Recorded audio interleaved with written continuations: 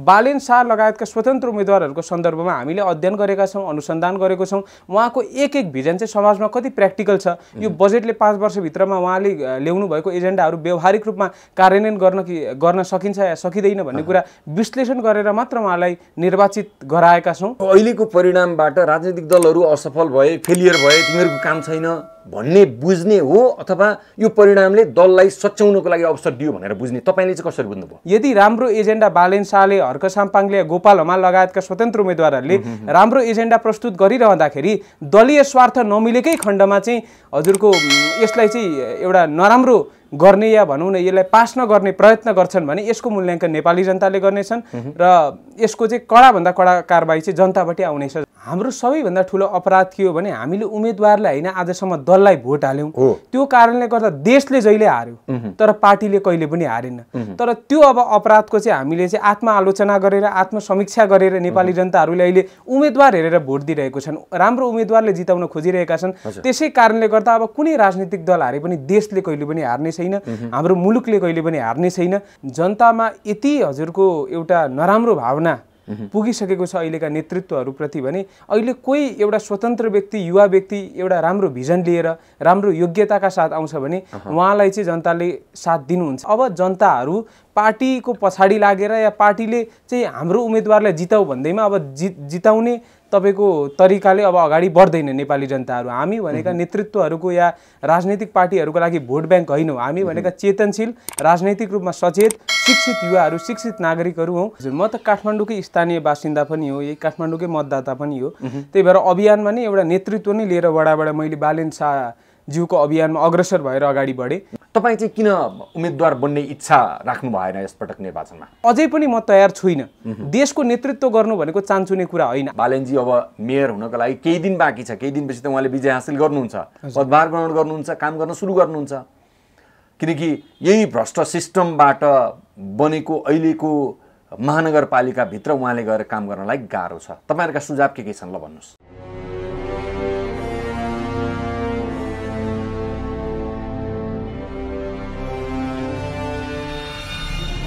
अर्जुनजी नमस्कार, स्वागत छ यहाँलाई नेपाल पुकार अनलाइन टिभीमा। हजुर धन्यवाद। हामीले विगत 4-5 वर्षदेखि राजनीतिक दलहरूको विकृति, विसङ्गति, भ्रष्टाचार, अनियमितता, उनले बिगारेका, उनले सुरुवात गरेका कुसंस्कारका विरुद्धमा आवाज उठाउँदै आइराखेका थियौँ। यति बेला स्थानीय तहको निर्वाचनको परिणाम आउन थाल्दा केही ठाउँमा त्यो अभियानले पूर्णता पाए जस्तो, सार्थकता पाए जस्तो महसुस गर्न थालिएको छ। किनकि हिजो धरानमा जुन परिणाम आयो, काठमाडौँमा जुन परिणाम आउँदैछ, त्यसपछि धनगढीमा जुन परिणाम आयो, यसले त हामीले जुन अभियान गरेका थियौँ त्यो अभियानले सार्थकता पायो भन्ने मलाई लाग्छ। तपाईँलाई के लाग्छ? हजुर, मेरो विचारमा पनि हाम्रो अभियानले निकै सार्थकता प्राप्त गरेको छ। हिजोसम्म चाहिँ राजनीतिक दलहरूले उम्मेदवारको कदरै नगरिकन पार्टीकै आधारमा, चुनाव चिन्हकै आधारमा हाम्रा उम्मेदवारहरूले जित्छन् भन्ने आत्मविश्वासका साथ जसरी उम्मेदवारहरूलाई उठाउनुहुन्थ्यो, त्यो संस्कार जुन निर्माण भएको थियो पछिल्लो समयदेखि, त्यो संस्कार बिस्तारै फेरि एकपटक तपाईँको विस्थापित हुँदै गइरहेको छ। र यसको मूल कारण, मूल तत्त्व भनेकै यसपालिको स्थानीय चुनावमा उठ्नुभएका स्वतन्त्र, देशभक्त, निष्पक्ष र भिजनरी युवाहरू हुनुहुन्छ जस्तो मलाई लाग्दछ। र हाम्रो अभियानले पनि निकै एउटा सार्थकता पाएको छ र निष्कर्षमा पुग्न सफल भएको छ जस्तो मलाई अनुभूति भएको छ। अब काठमाडौँमा केन्द्रित भएर कुराकानी गरौँ न। काठमाडौँमा एउटा युथ जो इन्जिनियरिङ ब्याकग्राउन्डबाट आएका थिए, यद्यपि उनी राजनीतिमा सक्रिय थिएनन्, उनले चमत्कार गरिदिए। यसलाई कसरी हेर्नु भएको छ तपाईँले? होइन, उहाँको तयारी त त्यस्तो मिडियामा नदेखिए पनि, सामाजिक सञ्जालमा तपाईँको राजनैतिक रूपमा या सामाजिक रूपमा सक्रिय नभए तापनि उहाँभित्र एउटा भनौँ न अर्धभूमिगत रूपमा चाहिँ मेयरको तयारीको लागि सक्रिय नै हुनुहुन्थ्यो। तर मतदाताले त चिनेका थिएनन्। हजुर, मतदाताले चिन्नु भएको थिएन। तर अहिलेको राजनैतिक यो वितृष्णाका कारणले गर्दा जनतामा यति हजुरको एउटा नराम्रो भावना पुगिसकेको छ अहिलेका नेतृत्वहरूप्रति भने अहिले कोही एउटा स्वतन्त्र व्यक्ति, युवा व्यक्ति एउटा राम्रो भिजन लिएर राम्रो योग्यताका साथ आउँछ भने उहाँलाई चाहिँ जनताले साथ दिनुहुन्छ जस्तो मलाई लाग्दछ। यो काठमाडौँमा देखिएको परिणाम त्यसकै सङ्केत हो। हजुर त्यसकै काठमाडौँमा मात्र होइन धनगढीमा पनि गोपाल हमालले निर्वाचित भएर आइसक्नु भएको छ। हजुरले धरानको कुरा गरिरहँदा हर्क साम्पाङ जो लामो समयदेखि चाहिँ धरानीवासीहरूका निमित्त लडिरहनु भएको थियो, आफ्नो निस्वार्थ भावना त्यागेर तपाईँको सामाजिक क्षेत्रमा अग्रसर हुनुहुन्थ्यो, उहाँले पनि जित हासिल गर्न सफल हुनुभएको छ। र यसले के दर्शाउँछ भने अब जनताहरू पार्टीको पछाडि लागेर या पार्टीले चाहिँ हाम्रो उम्मेदवारलाई जिताउ भन्दैमा अब जिताउने तपाईँको तरिकाले अब अगाडि बढ्दैन नेपाली जनताहरू। हामी भनेका नेतृत्वहरूको या राजनैतिक पार्टीहरूको लागि भोट ब्याङ्क होइनौँ, हामी भनेका चेतनशील राजनैतिक रूपमा सचेत शिक्षित युवाहरू, शिक्षित नागरिकहरू हौँ। अब जसले राम्रो भिजन लिएर आउँछ, जसले समाजमा केही योगदान पुर्याएको छ, जोसँग राम्रो शैक्षिक योग्यता छ, त्यस्ता व्यक्तिलाई मात्र चाहिँ हामीले निर्वाचित गरेर पठाउँछौँ भन्ने चाहिँ यो जनमतको एउटा सन्देश हो जस्तो लाग्छ अहिलेको नेतृत्वहरूलाई। राजनैतिक दलहरूले अहिलेको यो स्वतन्त्र युथहरूको जुन एक्टिभिटी छ र त्योबाट आएको परिणाम छ, यसबाट उनीहरूले सिक्ने चिज चाहिँ के हो तपाईँलाई के लाग्छ? सिक्ने चिज के हो भने हिजोसम्म हामीले लोकतन्त्र स्थापित गऱ्यौँ, प्रजातन्त्र स्थापित गऱ्यौँ, त्यसैले हामीले चाहिँ अब खान पाउनुपर्छ, सत्तामा पुग्न पाउनुपर्छ भन्ने जुन विचार र मनोसायका साथ उहाँहरूले जनतामा आफ्नो अभिव्यक्ति प्रस्तुत गर्नुहुन्थ्यो। हजुरहरूले ल्याउनु भएको परिवर्तनका निमित्त हामी तपाईँलाई सम्मान गर्न चाहन्छौँ, धन्यवाद दिन चाहन्छौँ। तर त्यो परिवर्तनलाई संस्थागत र जनताको जनजीविकामा प्रत्यक्ष रूपमा अनुभूति गराउन हजुरहरू असमर्थ हुनुभयो र असफल हुनुभयो जस्तो हामीलाई लाग्दछ। त्यसै कारणले गर्दा अब सतही रूपमा कुरा गरेर स्थानीय निर्वाचन जितिँदैन। अब जसले चाहिँ तपाईँको गहिरो विश्लेषण गरेर भिजनका साथ शिक्षामा यो परिवर्तन ल्याउँछौँ र यो मात्र होइन कि यसरी परिवर्तन ल्याउँछु, हेर्नुहोस् यो निःशुल्क र गुणस्तरीय सर्वसुलभ शिक्षा, स्वास्थ्य, पर्यटनको संवर्धन र प्रवर्धन भनेर एउटा 8 क्लासको तपाईँको बच्चाले पनि बोल्न सक्छ। तर कसरी ल्याउँछौँ? हाम्रो बजेट कति हो? सबै कुराको चाहिँ एउटा गहिरो एनालाइसिस गरेर हजुरको 5 वर्ष विकासको डिपिआर जसले दिन सक्छ, जसले चाहिँ यो गर्न सक्छ भन्ने कुरामा नेपाली जनताले एउटा विश्वास गर्न सक्छन्, त्यस्ता व्यक्तिले मात्र अब जितेर जानेछन्। अब यो कुरामा चाहिँ राजनीतिक दलहरू सचेत हुनुपर्छ जस्तो मलाई लाग्दछ। अहिलेको परिणामबाट राजनीतिक दलहरू असफल भए, फेलियर भए, तिमीहरूको काम छैन भन्ने बुझ्ने हो अथवा यो परिणामले दललाई सच्याउनको लागि अवसर दियो भनेर बुझ्ने? तपाईँले चाहिँ कसरी बुझ्नुभयो? हाम्रो सबैभन्दा ठुलो अपराध के हो भने हामीले उम्मेदवारलाई होइन आजसम्म दललाई भोट हाल्यौँ, त्यो कारणले गर्दा देशले जहिले हार्यो तर पार्टीले कहिले पनि हारेन। तर त्यो अब अपराधको चाहिँ हामीले चाहिँ आत्मआलोचना गरेर, आत्मसमीक्षा गरेर नेपाली जनताहरूले अहिले उम्मेदवार हेरेर भोट दिइरहेको छन्, राम्रो उम्मेदवारले जिताउन खोजिरहेका छन्। त्यसै कारणले गर्दा अब कुनै राजनीतिक दल हारे पनि देशले कहिले पनि हार्ने छैन, हाम्रो मुलुकले कहिले पनि हार्ने छैन। त्यसै कारणले गर्दा चाहिँ मलाई के लाग्दछ भने अब यो बहुदलीय प्रतिस्पर्धा जुन आजसम्म चाहिँ यो पञ्चायतमा पनि भन्न त निर्दलीय नै भनिन्थ्यो, तर एउटा पञ्चपक्ष र इतर पक्षको बिचमा चाहिँ कडा प्रतिस्पर्धा हुन्थ्यो। त्यो पनि प्र्याक्टिकली हेर्ने हो भने, व्यावहारिक रूपमा यसलाई विश्लेषण गर्ने हो भने बहुदलीय थियो पञ्चायतमा पनि, अहिले पनि बहुदलीय छ। त्यही भएर यो चाहिँ डाइरेक्टली स्वतन्त्र युवाहरूको चाहिँ मल्टी पार्टी डेमोक्रेटिक सिस्टमले च्यालेन्ज हो भन्ने जस्तो मलाई लाग्दछ। र मैले पनि लामो समयदेखि मिडियाहरू मार्फत आफ्नो के अभिव्यक्ति प्रस्तुत गर्दै आइरहेको छु भने निर्दलीय व्यवस्थामा निर्वाचित भएर जाने भनेका प्रमुख र उपप्रमुख हो, त्यो राजनीति गर्ने ठाउँ होइन, काम गर्ने ठाउँ हो। र सबैभन्दा उपयुक्त उम्मेदवारहरू स्थानीय तहमा चाहिँ निर्दलीय नै हुन्छन्, किनकि कुनै पनि जनताप्रति आग्रह पूर्वाग्रह नराखिकन समानताका भावनाका साथ उहाँहरूले अगाडि बढ्न सक्नुहुन्छ, काम गर्न सक्नुहुन्छ र विकासका मोडेलहरू प्रस्तुत गर्न सक्नुहुन्छ।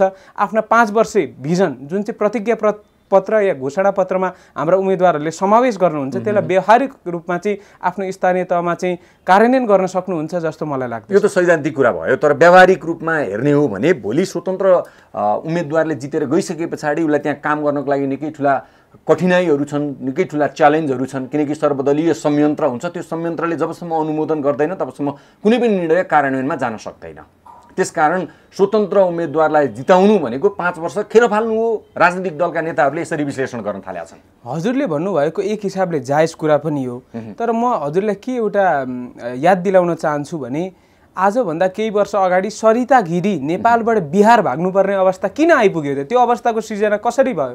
एकपटक हामी सबैले आत्मसमीक्षा गरौँ त।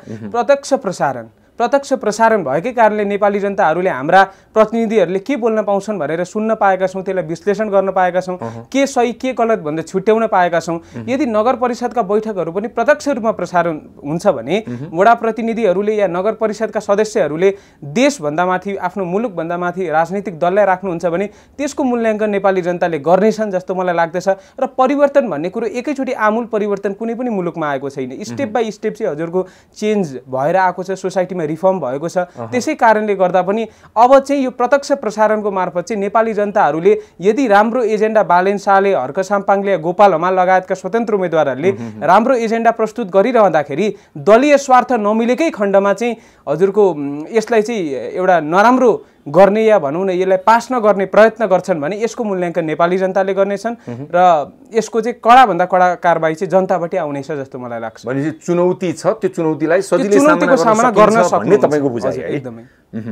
अब यति बेला बालेन शाह निर्वाचित हुने समयको नजिक पुगेको हामीले महसुस गरेका छौँ, किनकि 40,000 भोट क्रस गराउनु भनेको त्यो जित्ने मान्छेको मात्रै मत 40,000 क्रस हुन्छ। हजुर, यति बेला सबैतिर हाई भइरहँदा यसको कारण चाहिँ के जस्तो लाग्छ त? बालेन शाह उपत्यकावासीको मनभित्र बस्न सफल हुने, मत पाउन सफल हुने र एउटा महानगरपालिकालाई महानरकपालिका भन्थे पहिला, अब त्यसलाई चाहिँ साँच्चैको महानगरपालिका नै बनाउँछन् उनले भनेर उपत्यकावासीको मन जित्न सफल हुनुको पछाडिका कारणहरू के देख्नु भएको छ तपाईँले? पहिलो कारण भनेकै अहिलेको राजनीतिक दलहरूले चाहिँ जसरी हामीलाई जिताएर पठाइहाल्छन् त्यसपछि जनताले वास्ता गर्दैनन् भनेर निर्धक्कका साथ राष्ट्रको ढुकुटी, राज्यको ढुकुटीलाई रित्याउन पाएको थिए, जनताको अधिकारमाथि खेलवाड गर्न पाएको थिए, जुन हाम्रो नैसर्गिक अधिकार हो, संवैधानिक अधिकार हो, त्योबाट जनतालाई वञ्चित गराएका थिए। अब यो हुन पाएन। यो देखेर तपाईँको सुख सुविधा नपाएर हजारौंको संख्यामा युवाहरू विदेशिन बाध्य भएका छन्। आमा बुवाहरू आफ्नो छोराछोरीबाट टाढिनु परेको छ। अब यो बाध्यताको अन्त्य गर्नका निमित्त जनताले गर्ने भनेको आफ्नो मताधिकारको सदुपयोग हो र त्यो मताधिकारको सदुपयोग गर्ने हामीसँग समय कति छ भन्नुहुन्छ भने 5-5 वर्षमा एकपटक मात्र यो मताधिकार जनतालाई प्राप्त हुन्छ। त्यसै कारणले गर्दा अघिल्लो पटकसम्म लोकतन्त्रकै ब्याजका निमित्त, प्रजातन्त्रकै ब्याजका निमित्त हामीले राजनीतिक दलहरूलाई निर्वाचित गरेर पठायौं, तर हामीले केही पनि पाएनौं। हामीले न विकास पायौं, हामीले न सुविधा पायौं, हामीले केही पाएनौं, दुःख मात्र पायौं भन्ने चाहिँ नेपाली जनताले अनुभूति गरेका कारण र यसपटक चाहिँ स्पष्ट भिजन सहित, त्यो सतै कुरा गरेर होइन। मैले हजुरको विभिन्न मिडियामा चाहिँ लगभग सबै उपमहानगरपालिका र महानगरपालिकाको डिबेटहरू हेर्ने एउटा सौभाग्य प्राप्त गरे र त्यसमा धेरै उम्मेदवारहरू त जनताको जवाफ पनि दिन सक्नु भएन, कुरा घुमाउनु भयो। यो जवाफै नदिकन चाहिँ अर्को प्रश्नमा उहाँहरू जानुभयो। यस्तो कारण किन सृजना भयो, यस्तो अवस्थाको सृजना किन भयो भन्नुहुन्छ भने उहाँहरूसँग विकासको स्पष्ट डिपिआर थिएन।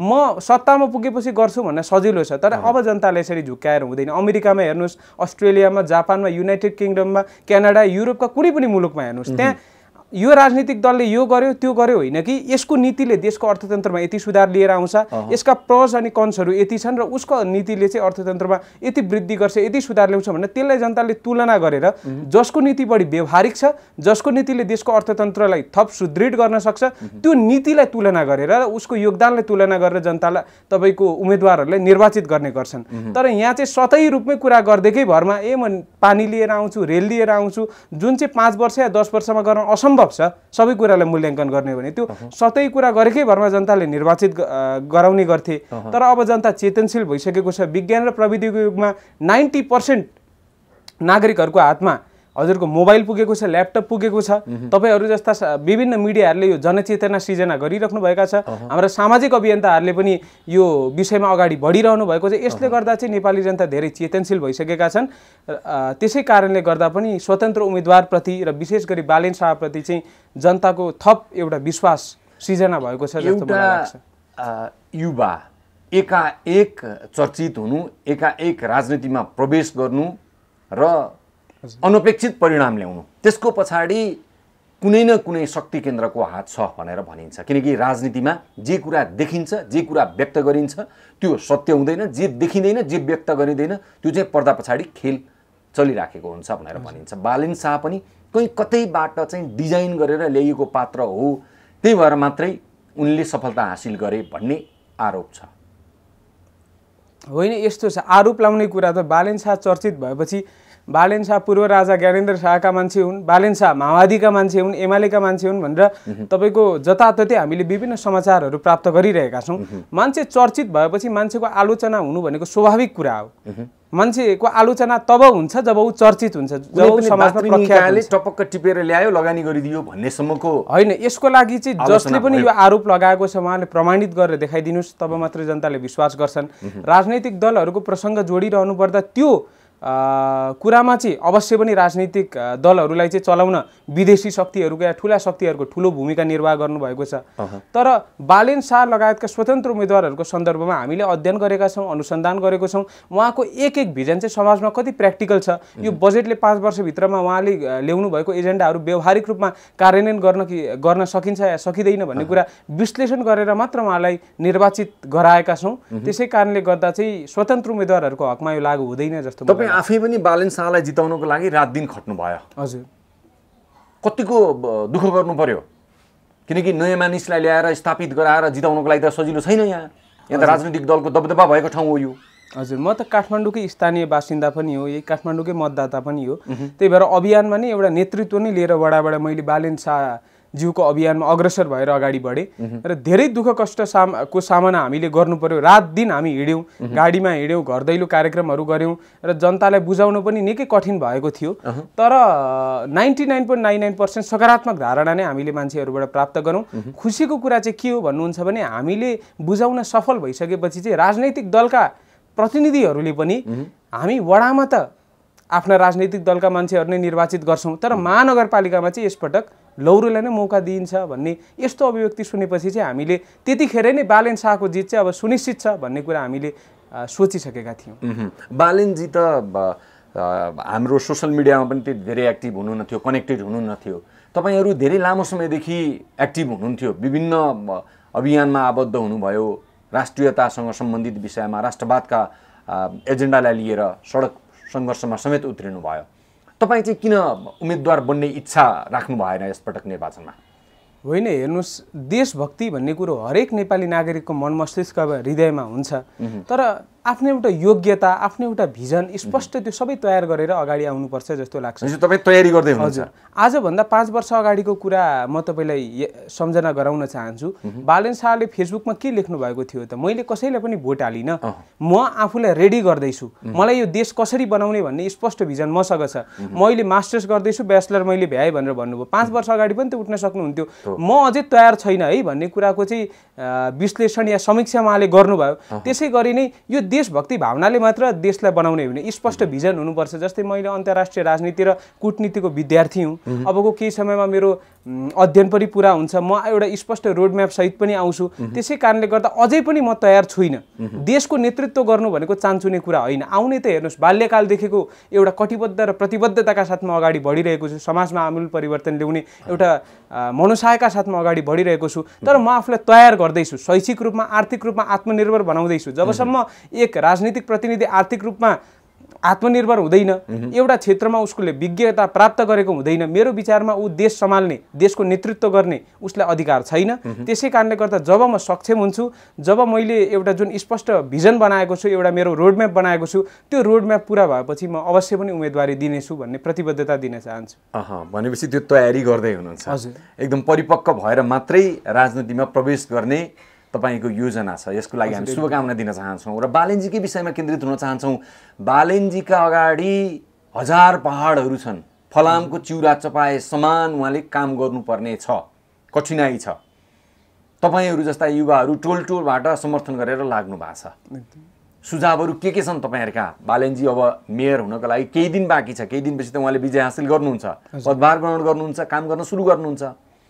किनकि यही भ्रष्ट सिस्टमबाट बनेको अहिलेको महानगरपालिकाभित्र उहाँले गएर काम गर्नलाई गाह्रो छ। तपाईँहरूका सुझाव के छन् ल भन्नुहोस्?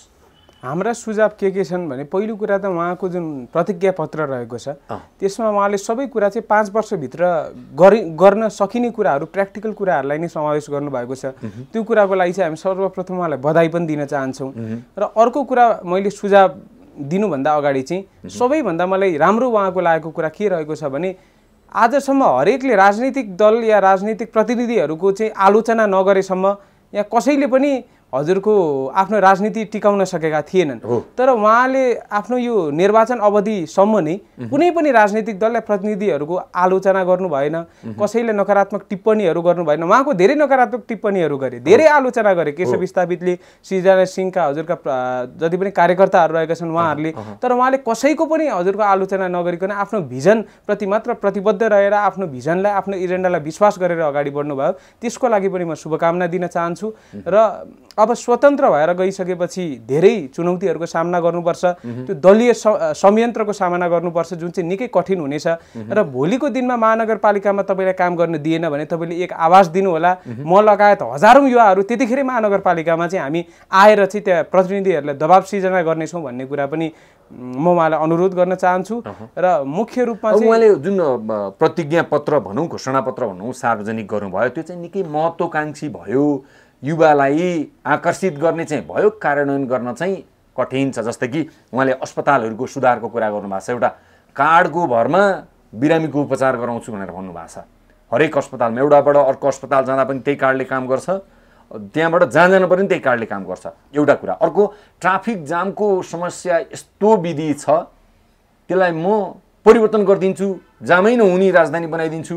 एउटा बिरामीलाई एउटा ठाउँबाट हस्पिटलसम्म पुर्याउनु पर्यो भने ट्राफिक जामकै कारणले बाटैमा मृत्यु हुने अवस्था छ, त्यसको अन्त्य गर्छु भनेर भन्नुभएको छ। यस्ता कुराहरू कार्यान्वयन गर्न सजिलो छ त अर्जुनजी? होइन, सजिलो त केही पनि कुरा छैन। हेर्नुहोस्, हरेक चिज गाह्रो नै छ, तर त्यसलाई हामीले एउटा स्पष्ट भिजनका साथ एउटा रोडम्याप बनाएर चाहिँ अगाडि बढ्यौँ भने त्यो त्यति हजुरको कठिन हुने छैन। र एउटा म के उदाहरण दिन चाहन्छु भन्दा दिल्लीमा पनि केजरीवाल निर्वाचित भएर अगाडि बढ्नुभन्दा तपाईँको केही समय अगाडिसम्म चाहिँ मेरो विचारमा त्यहाँ भारतीय कङ्ग्रेसको मुख्यमन्त्री हुनुहुन्थ्यो र निकै कठिन लाग्थ्यो। सडक बनाउन सकिन्छ र पानीको समस्या समाधान गर्न सकिएला र, तर त्योभन्दा पनि बढी हजुरको आज फ्रिबी सरकार भनेर मोदी गभर्मेन्टले या त्यहाँको तपाईँको कङ्ग्रेस गभर्मेन्टले केजरीवालको गभर्मेन्टले आरोप लगाउने गर्दछ। तर निशुल्क तपाईँको महिलाहरूलाई बस दिँदा दिँदै पनि, तपाईँको निशुल्क बिजुली दिँदा दिँदै पनि, निशुल्क खानेपानी दिँदा दिँदै पनि इकोनोमी सरप्लसमा छ।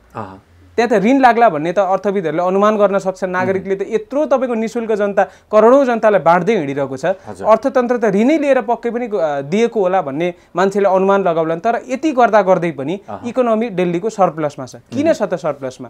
किन आज भारतको सबै स्टेटमध्ये चाहिँ दिल्ली यति विकसित हुन सक्यो, बाँकी चाहिँ तपाईँको धर्मकै एजेन्डामा चाहिँ लडेर बसिरहेका छन् त? प्रगतिबाट चाहिँ वञ्चित हुनु परेका छ त्यहाँका जनताहरू। भने उसँग स्पष्ट भिजन थियो, उहाँसँग स्पष्ट रोडम्याप थियो, र त्यही भिजनलाई इम्प्लिमेन्ट गर्न चाहिँ उहाँले स्टेप बाई स्टेप आफ्ना भिजनहरू कार्यान्वयन गर्नुभयो।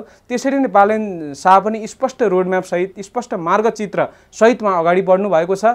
र यदि विज्ञहरूको सल्लाह लिएर, जस्तै हाम्रो सन्दुक रुइत हुनुहुन्छ, डाक्टर युवराज सङ्ग्रौला हुनुहुन्छ कानुनको क्षेत्रमा, सूर्यराज आचार्य हुनुहुन्छ पूर्वाधारको क्षेत्रमा, शिक्षाका क्षेत्रमा पनि विभिन्न हजुरका विज्ञहरू हुनुहुन्छ, ती सबै विज्ञहरूबाट चाहिँ सल्लाह लिएर उहाँहरूलाई पनि आफ्नो टिममा समावेश गरेर अगाडि बढ्नुहुन्छ भने 5 वर्षभित्रमा उहाँले भन्नुभएका सबै कुराहरू कार्यान्वयन गर्न चाहिँ सकिन्छ जस्तो मलाई लाग्छ। हजुर, अब पूर्वतर्फ लागौँ, प्रदेश नम्बर 1 जहाँ तपाईँको जन्मथलो पनि पर्छ। हजुर, होइन, त्यही ठाउँमा धरान नगरपालिका, त्यहाँका नागरिकले धारा पाएनन्, पानी पाएनन्। एउटा पानी ल्याइदिने शर्तमा एउटा अभियन्तालाई निर्वाचित गराए। यी राजनैतिक दलका नेताहरूले नचाहेका पक्कै होइनन् होला, चाहेर पनि पानी ल्याउन सकेनन्। अब स्वतन्त्र निर्वाचित भएका अभियानबाट आएका युवा हर्क साङपाङ राईले कसरी धरानीवासीलाई पानी खुवाउलान् त? यो पनि महत्त्वकांक्षी योजना हो, उहाँको घोषणा हो। राजनीतिक दलले नसकेको काम म गर्छु भनेर भन्नुभएको छ। तपाईँ देख्नुहुन्छ उहाँले त्यो चतराबाट पानी ल्याएर खुवाउँछु भनेर भन्नुभएको छ, सम्भव होला? होइन, यो सम्भव असम्भव भन्ने त कुरै छैन। खासमा के हुन्छ भने जबसम्म राजनैतिक दलहरूलाई, राजनैतिक दलका हजुरका जति पनि चन्दा दिएर चाहिँ चुनाव जिताएका कम्पनीहरू छन्, उहाँहरूको चाहिँ एउटा चन्दा नमिलेसम्म, कमिसन नपाएसम्म उहाँहरू कामलाई नै अगाडि बढाउन चाहनु हुँदैन। खासमा इच्छा शक्तिको ठुलो प्रश्न छ यहाँ। सम्भव असम्भव भन्ने ठुलो प्रश्न नै होइन। प्रदेश सरकारसँग समन्वय गरेर, केन्द्र सरकारसँग समन्वय गरेर हजुरका त्यस्ता पूर्वाधारहरूको विकास गरेर धरानमा पानी ल्याउन सकिन्छ, शुद्ध पिउने पानी ल्याउन सकिन्छ। तर धरानको सन्दर्भमा चाहिँ प्रदेश सरकार र केन्द्र सरकारसँग यो पानीको विषयमा चाहिँ कार्यान्वयन गर्नका निमित्त सहकार्य गर्नुपर्छ।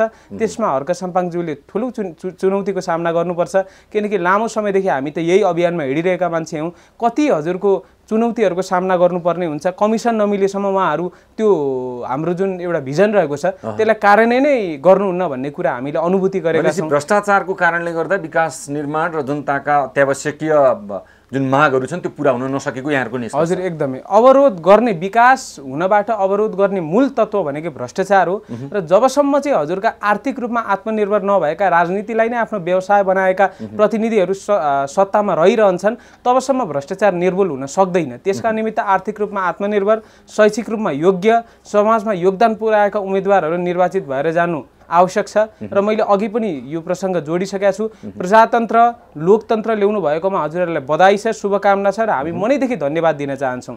तर यो परिवर्तनलाई न नै हजुरले संस्थागत गर्न सक्नुभयो न नै हजुरले जनताको जनजीविकामा यसको प्रत्यक्ष तपाईँको असर अनुभूति दिलाउन सक्नुभयो। त्यसै कारणले गर्दा अब हजुरहरूको पालो सकियो। अब यो राजनैतिक सत्ता चाहिँ पुस्तान्तरण गर्न, हस्तान्तरण गर्न हामी विनम्र अनुरोध गर्न चाहन्छौँ। अब युवाहरूले नेतृत्व गर्ने, हजुर सिनियरहरूले आराम गर्ने। हजुर आराम पनि गर्नु परेन, सुझाव सल्लाह दिएर सल्लाहकारको पोस्टमा बस्नुहोस्, सल्लाहकार समितिमा बस्नुहोस्। हजुरहरूको सुझाव सल्लाह र युवाहरूको चाहिँ जोस जागरले नै अब देशमा विकास सम्भव छ। अन्तिम विकल्प यही नै हो। अन्तिम विकल्प यही हो। यसको लागि तपाईँ हामी सबै एक हुन जरुरी छ। हजुर एकदम। अन्यथा हामीले आफैलाई धिक्कार्नुभन्दा अरू कुनै उपाय छैन। हजुर कुनै पनि उपाय छैन। समय यही हो। हजुर हुन्छ, यो महत्त्वपूर्ण कुराकानीको लागि समय दिनुभयो, आभार व्यक्त गर्छौँ। हस्, धन्यवाद।